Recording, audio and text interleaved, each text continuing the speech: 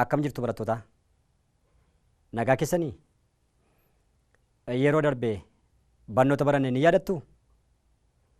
Barnoota keenya sagantaa torbaffaa keessatti garaagarummaa uummataa fi hawaasaa barannee turre. Uummata jechuun orgaanizimoota sanyii tokko biyyoollee tokko keessa jiraatanidha jenne. Fakkeenyaaf uummata gadamsa baddaa furanne. Orgaanizimoonni sanyii adda addaa biyyoollee tokko keessa waliin jiraatan hawaasa jedhamu jenne.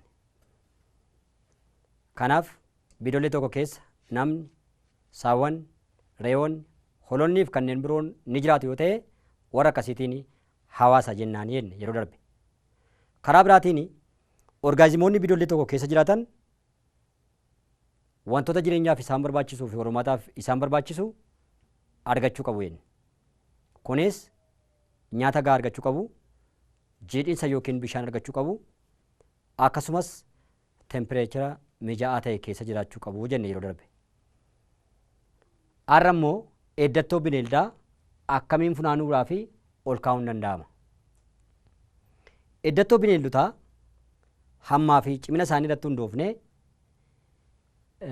maloota adda addaatiin funaanuuf ol kaa'uun ni danda'ama. Kunis meeshaaleen ittiin funaananii kanneen akka kiyyeessituu boollaa, dhimbiibdoo tulgiriin, turuura haaroo, saabana funaantuu orgaanizimootaa, bilqaadii, turuura hartuu, turuuraa billaachaati. Meeshaalee kana qofa osoo hin taane keemikaalonni nuti ittiin eeddattoo bineeldaa funaaname kana ittiin ajjeennuu fi yeroo dheeraaf ittiin ol keenyu jiru. Fakkeenyaaf kilorooformiidhaa fi alkooliin eeddattoo bineeldota sassaabnee yookiin funaannee ittiin ajjeesuuf yeroo itti fayyadamnu, foormaaliiniin immoo eeddattoon funaaname kun osoo hin tortoriin qaamni isaa osoo hin ciccitin yeroo dheeraatiif turuu akka danda'u kan ittiin goonu foormaaliinii jedhama. Meeshaalee ittiin eeddattoo bineeldotaa funaannu kana tokko tokkoon yoo ilaalle inni jalqabaan kiyyeessituu boollaati. Kiyyeessituu boollaa jennee kan waamnu kun akkuma maqaan isaa ibsu baattuu lafa keessa gadi awwaalame fiixeen isaa dirra lafaan kan wal qabateedha. Akka jechuun kun lafa yoo ta'e baattuu lafa keessa awwaalame gaafa jennu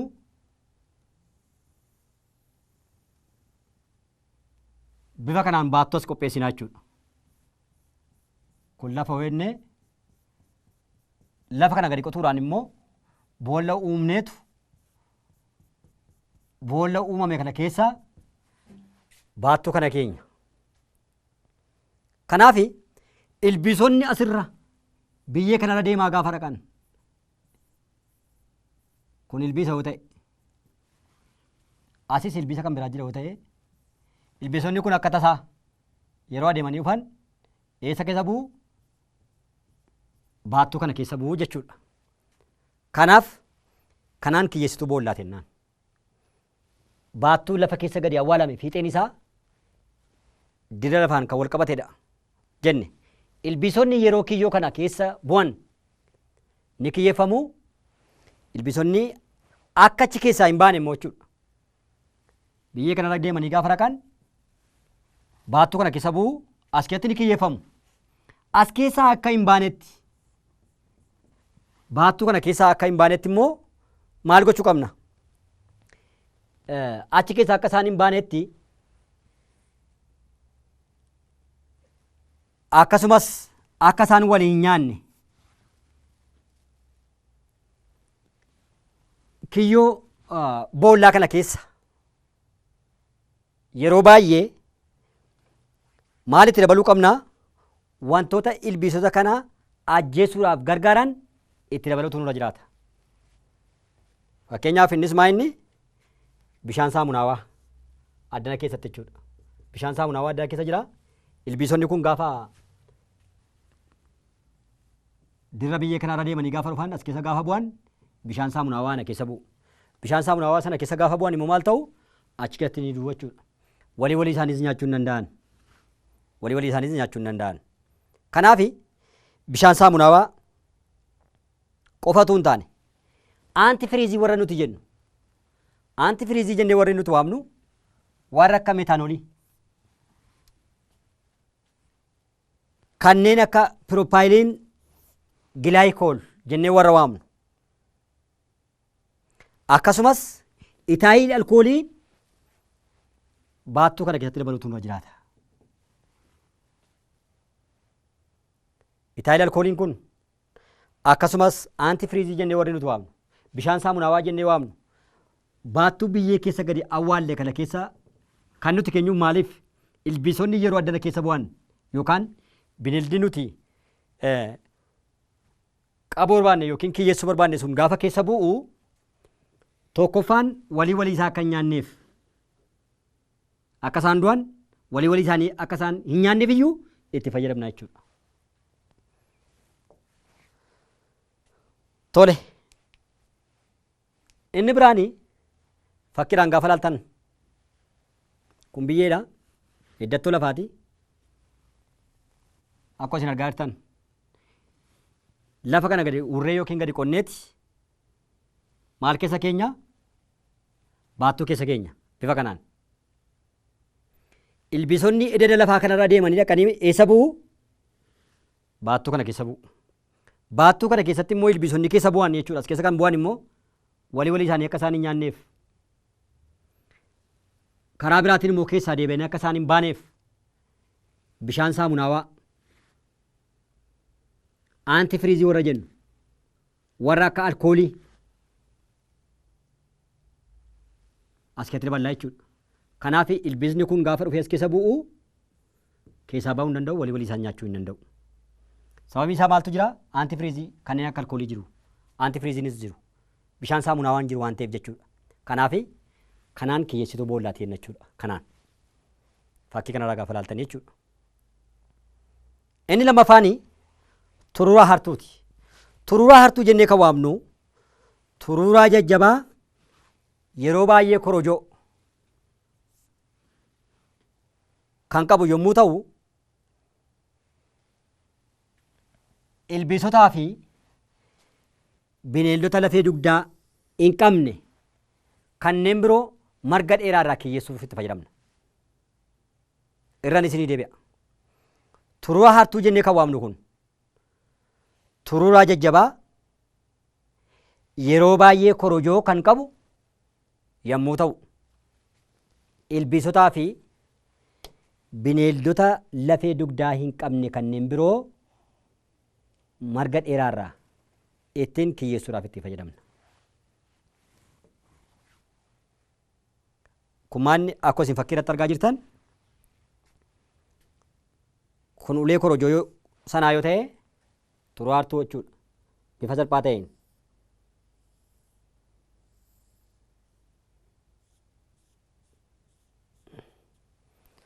bifa kanaan jechuudha. Kanaaf addana harkaan qabneeti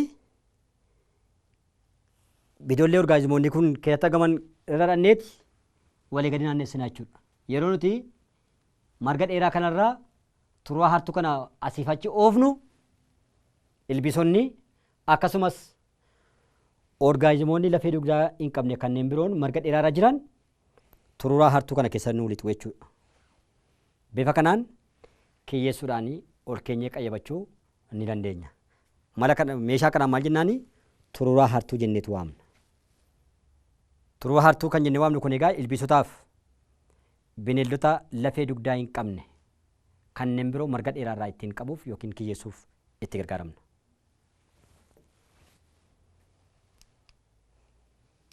Meeshaan inni kan biraani imbiibdoo tuulgiriin. Imbiibdoo tuulgiriin jennee waamnu kun ilbiisota biyyeerraa adda baasuuf gargaara. Ilbiisota biyyeerraa maal gochuudhaaf adda baasuuf yookaan ilbiisota biyyee keessa jiran biyyee keessaa ittiin adda baasnee qayyabachuuf yookiin ol kaa'uudhaaf kan nuti fayyadamnu imbiibdoo tuulgiriin. Eddattoon biyyee shiboo gingilchaa imbiibdoo irra jirutti erga naqamee booda gara baattuu alkooliidhaa fi bishaan qabutti deemaa jira. Akkuma fakkii irraa argaa jirtan ofii koos fakkiin deeggaree isin agarsiisa. Haa jennu fakkeenyaaf imbiibdoo jennee kan waamnu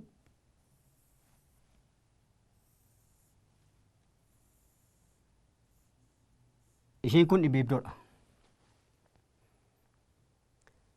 Imbiibdoo kana keessa immoo shiboo gingilchaa kan jedhu jira. Shiboo gingilchaa kan jedhu irraan keenya jechuudha keessaan.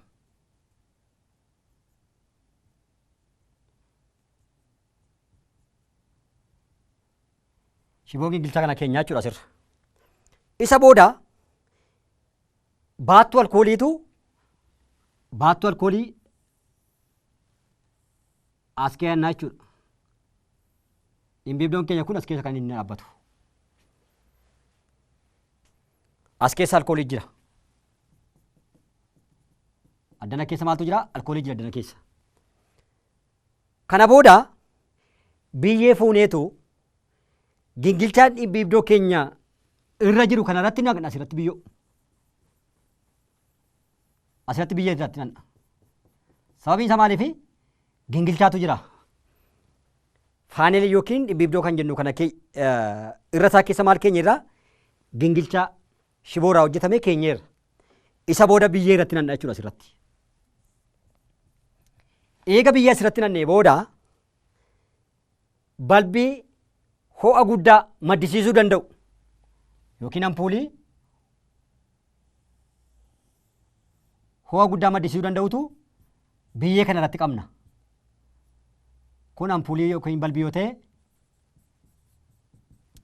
balbiin kun anniisaa ho'aa guddaa ta'e gaafa kennu ilbiisonni biyyee keessa jiran kun maal godhu? Imbiibdoo kana keessa adeemanii dhufuudhaan jechuudha.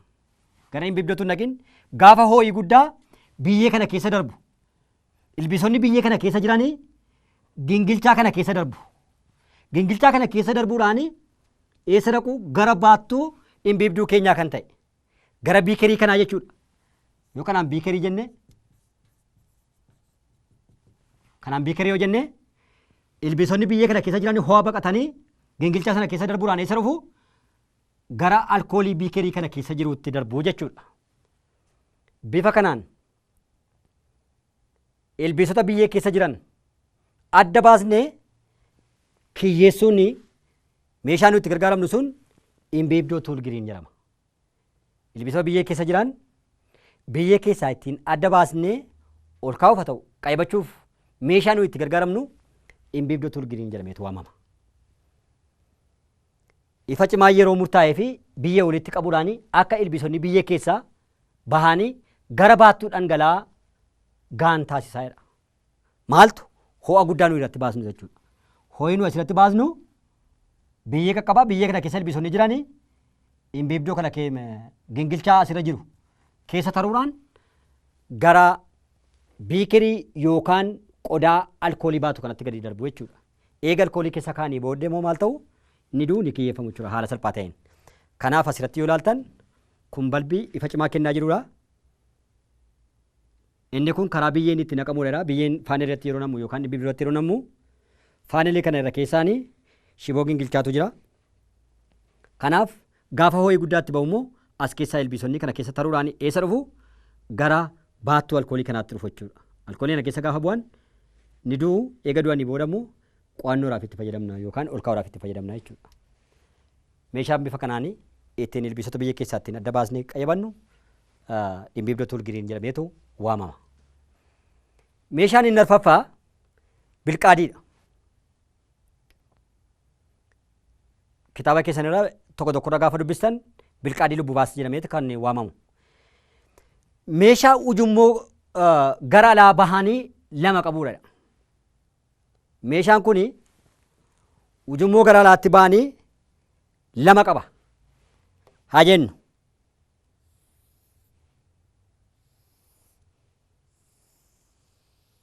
Kun meeshaa kanaadhaa jenna. Ujummoo gara alaatti bahan gaafa jennu qaawwaa akkasii qaba. Ujummoo inni tokko gara kanarra. Ujummoo inni kan biraan immoo gara kanarraa jechuudha. asirrattis fakkiidhaan jira. Maal goonaa? Bineeldota yookiin ilbiisota baala biqilootaa irra qubatanii jiran ittiin kiyyeessina kanaan. Kun qadaaddii isaati. Qadaaddii isaa kanarra uraan jira. Uraa kanarra immoo ujummoo gara alaatti ba'an lamatu jira. Ujummoon gara keenyatti aanu, ujummoon gara afaan keenyaatti aanu gingilchaa qabaachuu qaba ofirraa. Inni kun gingilchaa qabaachuu qaba inni gara keenyatti aanu. Inni gara baala biqiltuutti aanu kun immoo gingilchaas yookiin qadaaddii wayyuu qabaachuun irra jiraatu. Kanaaf maal goonaa? As ilbiisi nuti barbaadnu asirra jirti taanaan jechuudha. Ujummoo isa gara keenyatti aanee jiru afaan keenyaan qabneetu jechuudha bifa kanaan. Yeroo nuti gara keenyatti achi as xuuxnu ilbiisa addanarra jiru qodaa kana keessa yookiin baattuu kana keessa bu'aa jechuudha. Gara afaan keenyaatti akka hin dabarreef maaltu jira? Gingilchaatu jira asirra. Kanaaf asirraa qilleensa nuti asii harkifnuuni ujummoo isa gara alaatti bahee jiruun ilbiisonni baala biqilootaa irra jiranii gara baattuu keenya keessaa dhufu jechuudha addana keessa. Kanaaf ujummoon tokko shiboo gingilchaan keessa baattutti kan haguugameedha. Ishee kana jechuudha. Isa gara keenyatti aanu. Karaa keessaatiin shiboo gingilchaa dhabuu dandeenya. Yeroo akkasii maal fayyadamna? Carqii waan akka naxalaa qilleensa dabarsuu danda'u garuu ilbiisa of keessa dabarsuu hin dandeenye fayyadamneeti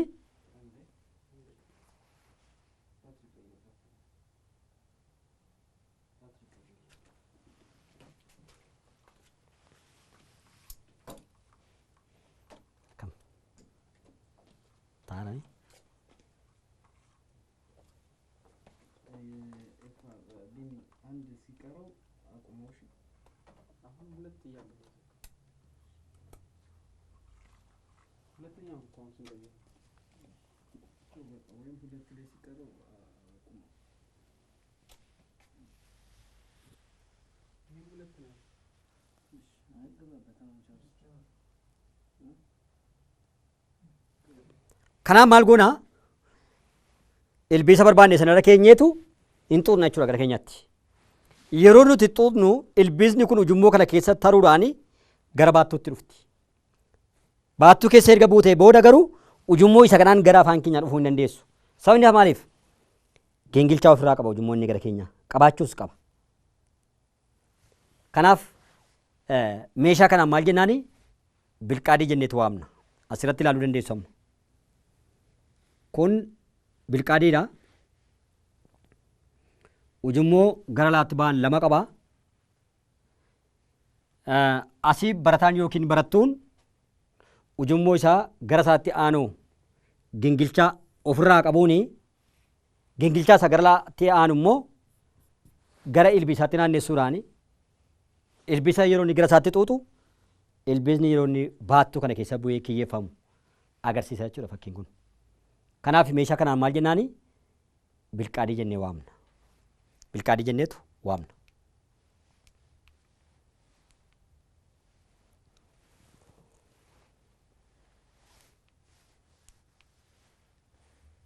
Egaan barattootaa amma immoo eddattoo biqiltuu akkamiin funaanuudhaa fi ol kaa'uun danda'ama? Eddattoo bineeldotaa funaanuun akkamitti ol kaa'uun akka danda'amu ilaalleerra. Amma immoo eddattoo biqiltuu akkamiin funaannaa akkamiin ol keenya isa jedhu ilaalla. Eddattoo biqilootaa hammaa fi gosa isaanii irratti hundaa'uudhaan karaa adda addaatiin funaanuudhaaf ol kaa'uun ni danda'ama. Eddattoo biqilootaa funaanuu ol kaa'uu keessatti tartiibni hordofamuu qabu jira. Maaliin? Tokko baalaa fi daraaraa biqiltuu gosa adda addaa walitti qabuutu nurra jiraata. Eddattoo biqilootaa funaanuuf ol kaa'uu keessatti tartiibni nuti hordofuu qabnu ni jalqaba. Baalaa fi daraaraa biqiltootaa gosa adda addaa walitti qabu. Eddattoo biqilootaa funaanuu keessatti jalqaba maal goonaa? Biqiltuu xiqqoo akka jirutti biyyee keessaa buqqisnee fudhachuutu nurra jira. Warra gurguddoo ta'anii baala isaanii daraaraa isaanii, damee isaanii fudhachuu dandeenya. Biqiltoota xixiqqoo garuu akka jirtu hundeedhaan biyya keessaa buqqisuutu nurra jiraata. Biqiltoota gurguddoo funaanuudhaaf ol kaa'uu keessatti immoo damee fayyadamuu dandeenya, daraaraa fayyadamuu dandeenya, baala isaanii kutuudhaan fayyadamuun ni danda'ama. Xixiqqoo yoo ta'an garuu hin buqqisna inni. Biqiltoota inni lammaffaani biqiltoota funaanne kana yookiin immoo hundeedhaan biyya keessaa buqqisne kana ammeessuutu nurra jiraata. Ammeessuu jechuun adeemsa eeggattoon akka hin miidhamnee fi yeroo dheeraa turuu danda'u waraqaa irratti maxxansuun kaa'uudha. Ajennu kun waraqaadha. Waraqaadha kun. Eeggattoo biqiltuu kaa'uu barbaanne maal goonaa? Hammeessuu gaafa jennu baalli isaanii yookiin qaamni biqiltuu nuti fudhanne sun akkaataa inni hin miidhamneen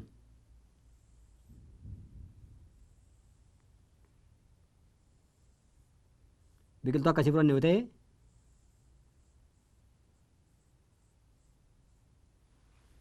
bifa kanaan waraqaa irratti hammeessine keenya. Baalli isaanii utuu hin kokottaa'in, daraaraan isaanii maal isaanii bifa kanaan waraqaa diriiraa waan akka gaazexaa keessa keenyetti sanammoo fuunee waraqaa jajjaboo waan akka kaartoonii keessa keenyeetu kaa'uudhaaniti boca sirrii ta'e qabate akka inni taa'u goona dura. Isa booda waraqaa jajjabaa irratti ammeessina. Hin ammeessina jechuudha. Kana booda immoo maaltu ta'a? Inni moggaasna. Moggaasni biqiltootaa hammeessamee kanneen armaan gadii qabaachuu qaba. Moggaasni biqilaa hammeeffame tokko maal ofirraa qabaachuu qaba? Tokko maqaa biqiltuu. Maqaan biqiltuu kanaa maali? Maqaa qabaachuu qaba. Ajennu biqiltuun kun roozii yoo ta'e roozii jennaan. Kan biraa iddoo funaaname. Eessaa funaaname? Magaalaa Finfinnee keessaa kutaa magaalaa kam? Haa jennu Yekkaaraa funaaname jenna. Yekkaa yookiin Ekkaa. Ekkaa inni gaariidha. Karaa biraatiin guyyaa itti funaaname yoom funaaname? Har'a caamsaa meeqaa? Caamsaa 25 ji'a salgaffaa bara 2012. Maqaa nama funaane eenyutu funaane kana? Maatiyoos. Kanaaf biqilaa hammeeffame tokko gaafa moggaasnu jarreen kana hundaa qabaachuutu irra jiraata jechuudha. Maqaa biqilaa, bakka irraa funaaname, guyyaa funaaname, maqaa nama funaanamee qabaachuutu irra jiraata waraqaa kanarratti. Isa booddee ol keenyaa namni kamiyyuu dhaqee qayyabachuu yookiin qo'achuu ni danda'a, ilaaluu danda'a jechuudha.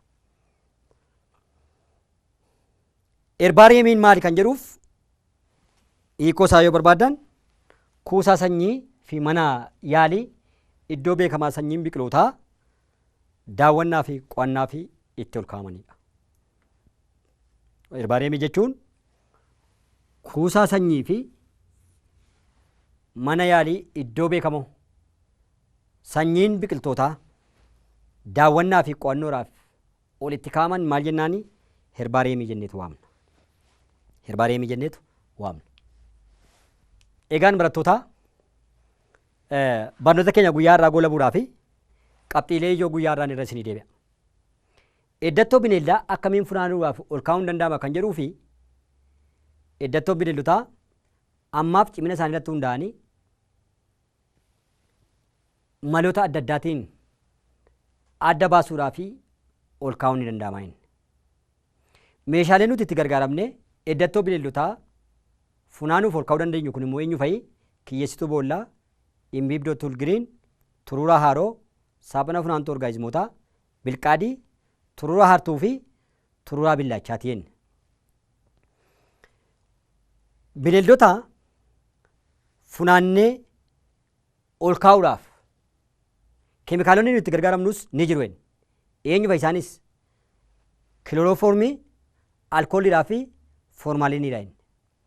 Kilorooformiidhaa fi alkooliin bineeldota funaanne ajjeesuuf kan gargaaran yoo ta'u, foormaaliiniin garuu kanneen funaanaman kun qaamni isaanii osoo hin tortorin yookiin hin bosbosiin yeroo dheeraatiif tursiisuuf kan itti fayyadamnudha.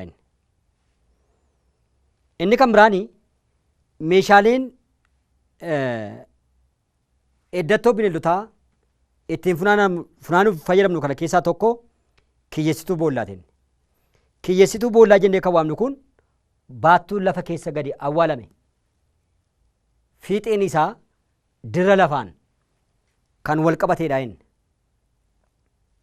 Ilbiisonni yeroo kiyyoo kana keessa bu'an immoo ni kiyyeeffamu. Ilbiisonni achi keessatti yeroo kiyyeeffaman walii isaanii akka isaan hin nyaanneef akkasumas kiyyoo boollaa kana keessaa akka isaan deebi'anii hin baanee fi wantoonni itti fayyadamnuu qabnu maal ilaallee turre. Innis maa inni tokko baattuu sana keessa bishaan saamunaa waan jiraachuu qaba. Lammata antifiriizii bishaan saamunaa antifiriizii jedhamanii warra waamaman warra akka metaanoolii, warra akka piroopaayiliin gilaayikooniidhaa fi itaayil alkoolii of keessaa qabaachuu qaba baattuun. Kanaaf isaan kun immoo maal ittisu?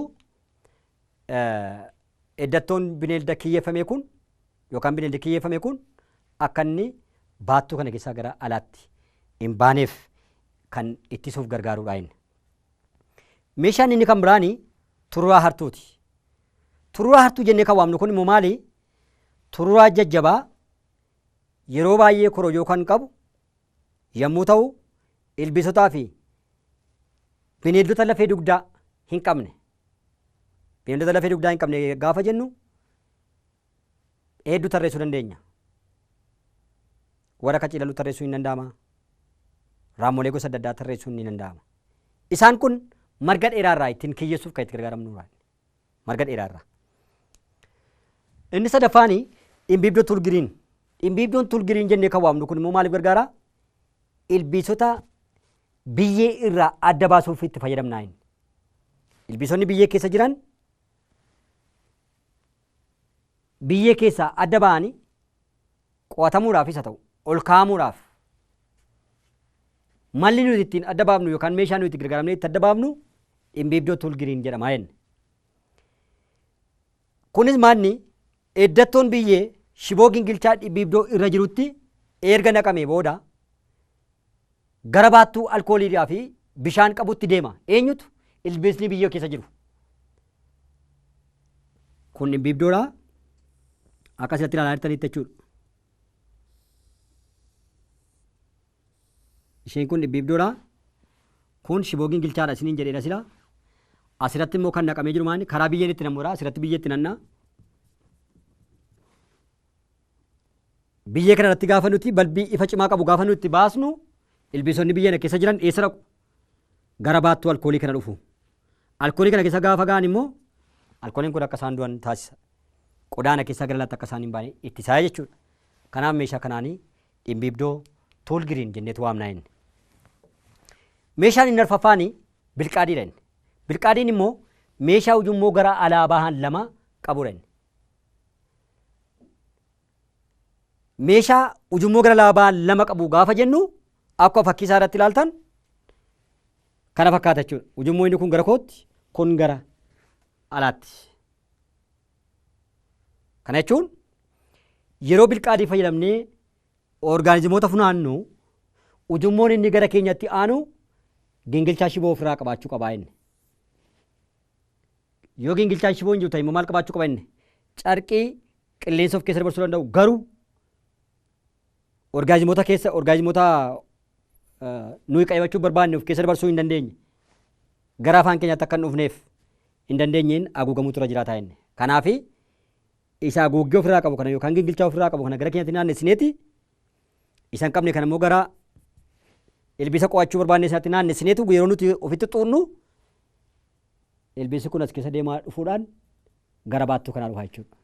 Kanaaf meeshaa kanaan maal jennaani bilqaadii jenneetu waamna.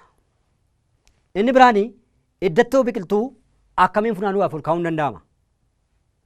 Iddattoo biqiltuu funaanuudhaaf ol kaa'uun karaalee meeqaanii yoo barbaachisa karaa meeqaanii iddattoo biqiltootaatii funaanuudhaaf ol kaa'uun keessatti tartiiba hordofamuu qabutu jira. Tokkoffaan baalaa fi daraaraa biqiloota gosa adda addaa funaanuu qabna. Biqiloota warra gurguddoo ta'an haammi biqilaa sanaa guddaa taanaan immoo akka jettu biyya keessaa fuunanneerra. Inni kan lammaffaan ammeessuudha. Inni sadaffaan moggaasuudha. Moggaasuu keessatti wantoonni hammatamuu qaban immoo eenyu fa'i?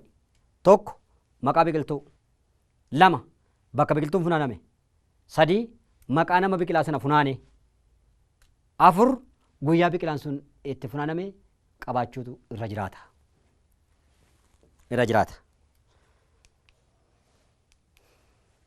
Egaan barattootaa mana keessan teessanii karaa foddaa televezyiinii Afirii Heelzii barnoota keessan hordofaa kan jirtan barnoota keenya guyyaarraa asirratti kan goolabnu ta'ee ammallee dhibee yaaddessaa addunyaa ta'e COVID-19 irraa akka fayyaddan ergaa kun isii dabarsa. Yeroo itti aanu mata duree hariiroowwan soorataa jedhuun amma walitti deebinutti nagaan tura.